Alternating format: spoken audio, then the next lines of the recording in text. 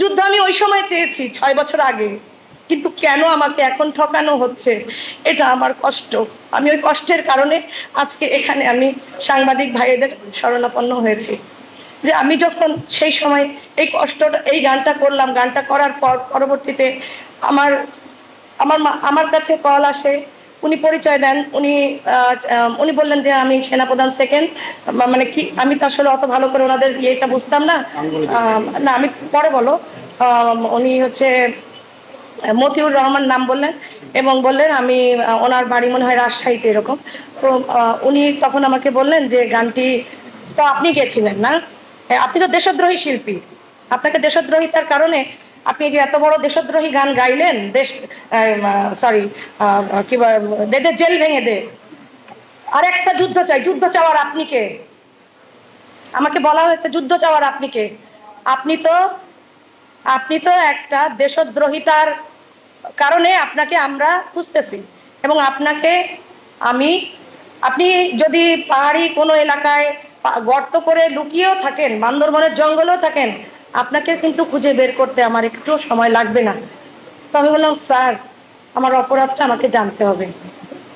আপনি তো আমাকে ঠিক আছে বলছেন, তো আমার অপরাধটা আমাকে জানতে হবে, যে আমি কোন অপরাধের কারণে আমি দেশদ্রোহী গান গেয়েছি, যুদ্ধ চেয়েছি। আমি যুদ্ধ চেয়েছি আজ থেকে 6 বছর আগে, সেই যুদ্ধ এখন হয়েছে আলহামদুলিল্লাহ, সেই যুদ্ধ করে আমরা স্বাধীন হয়েছি। তো তখন এই আমাকে ইয়ে করার পর আম্মা তখনই বুঝতেছে, কারণ আম্মার কাছে আরো কিছু কল আমার কাছে আসতেছে, আমি প্রতিনিয়ত কথা বলতেছি, ট্রেনের মধ্যে আছি, টর্চারের মধ্যে আছি, কাঁদতেছি, আল্লাহর কাছে নামাজ পড়ে দোয়া করতেছি। অনেক কিছু তো আসলে বলা যায় না। ফেসবুকে হয়তো মন ভালো করার জন্য কিছু সময় টিকটক করতেছি, কিছু সময় গান গাইতেছি, কিছু সময় কারোর সাথে কথা বলতেছি, এভাবে করে সময়টাকে জাস্ট আমার ব্রেনটাকে কুল রাখার জন্য, আমি বেঁচে থাকার জন্য একটা পর্যায়ে গিয়ে আমি একটু সাইড করে নিজের মতো করে একটু আছি। এর মধ্যে উনি ওই কলটা যখন উনি দিয়েছেন, তখন আমার মা টপ করে ফোনটা, উনি যখন আমাকে এরকম বলছেন, তখন আমার মা ফোনটা কেড়ে নিয়েছে। কেড়ে নিয়ে আমার মা বুঝতে পেরেছে যে আমি হয়তো প্রেশারে আছি। তো তার আগে 4-5টা ফোন আসছে, বিভিন্ন সন্ত্রাসী কর্মকাণ্ডের সাথে জড়িত, তারা বিভিন্ন আইডি দিয়ে কল করতেছে, আমার হোয়াটসঅ্যাপ নাম্বার পর্যন্ত তারা জানেন, তারাও কল করতেছে। তো আম্মা ফোনটা নিল, আম্মা ফোনটা নেওয়ার পরে বলছে বাবা, বাবা বলে সম্বোধন করলো তাকে, যে বাবা তুমি আমাকে বলো কি হয়েছে, আমাকে বলো বাবা, আমি তো তোমার মায়ের মতো। আমার মা পুরো সফট হয়ে গেছে, মাটির মানুষ হয়ে গেছে। তো মাকে বলো যে কে তুমি, মানে কি কি হয়েছে একটু আমাকে খুলে বলো। আমার মেয়ে তো কাঁদতেছে, কথা বলতে পারতেছে না, আমার মেয়ের শরীর কাঁপতেছে। আমাকে বলছে হ্যাঁ আপনার মেয়ে এরকম এরকম দেশদ্রোহী, বিএনপি জাতীয়তাবাদী দলের ইন্ধন যোগাচ্ছে, ইন্ধন যোগায় এই যে দেশটা জেল ভেঙে দে। হ্যাঁ, জেল ভাঙার আপনার মেয়েকে, যুদ্ধ চাওয়ার আপনার মেয়েকে। তো এত খারাপ কথার গান, এই গানটা এটা করেছে ইথুন বাবুর কথায়, যেহেতু গানটা আমি গেয়েছি। তো উনি আমাকে বলেছে যে আম্মাকে বলছে, তা আম্মা বললো কি যে বাবা, আম্মা তখন নিজেকে একটু সেভ করার জন্য, মা তো সবারই এখানে মা আছে, কারো মা বেঁচে আছেন, কারো মা মারা গেছেন, এই তো, কিন্তু আমাদের মা। তো মা বলছেন আমার জলজ্যান্ত ছোট ভাই বেঁচে আছে, আমার মা তার সাথে কথা বলার সময় আমার ভাইকে মেরে ফেলেছে। তো আমি কথা পাশ থেকে শুনতেছি, বলতে বাবা আমার তো কোনো সন্তান নাই, তুমি হচ্ছে গিয়ে আমার সন্তানের মতো। বাবা আমার এই মেয়েটা আছে, আর আমার কোনো সন্তান নাই বাবা, আমার কোনো ছেলের সন্তান নাই, তুমি আমার ছেলের সন্তান বাবা, তুমি আমার মেয়েটাকে রেহাই দাও বাবা।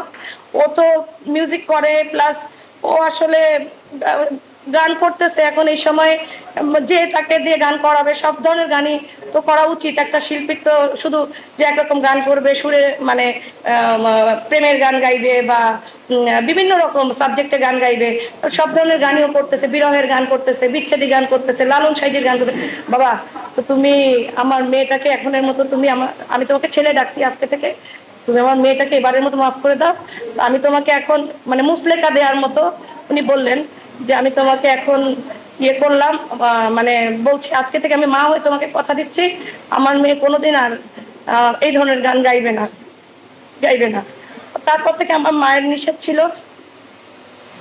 ছিল এবং অনেকে জানতো যে তখন আমার হাজবেন্ডের সাথে একটু আমার সম্পর্কটা ভালো যাচ্ছিল না।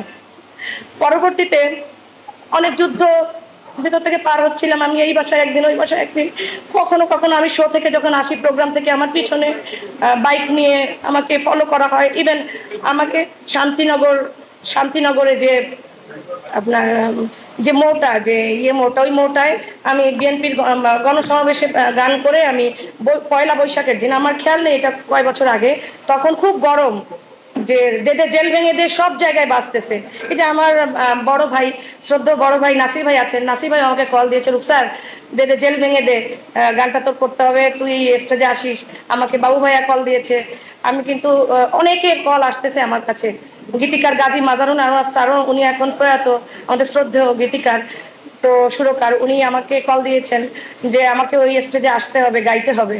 তো আমি ওই স্টেজে খুব ভয়ে ভয়ে আম্মার কাছে দোয়া নিয়ে বললাম, মা যা আছে কপালে আমি যাই, দেখি। আমি তো অনেকগুলো মিস করছি, অনেক জায়গাগুলো যেতে পারিনি। হয়তো সবারই ধারণা যে দেশটা স্বাধীন হবে না, কখনো হবে না, এই স্বৈরাচারীর হাতে আমাদের বন্দি থাকতে হবে, জিম্মি থাকতে হবে। কিন্তু ওই ভেতরে কোনো আশা ছাড়া নিরাশ হয়েই মনের জোরে যে আমি তো আমার গণতন্ত্রের মা দেশনেত্রী বেগম খালেদা জিয়ার জন্য আমি তো কিছু একটা করতে পেরেছি, কিছু একটা। এই গান উনি জেলখানায় থাকলেও আমার মনে হয় ওনার দরবারে পৌঁছে গেছে। উনি যদি জেলখানায় থাকে, আমার মনে হয় এই গান ওনার কান পর্যন্ত চলে গেছে। আমার মনে হয় এই গান আমাদের দেশনায়ক তারেক রহমানের কান পর্যন্ত চলে গেছে।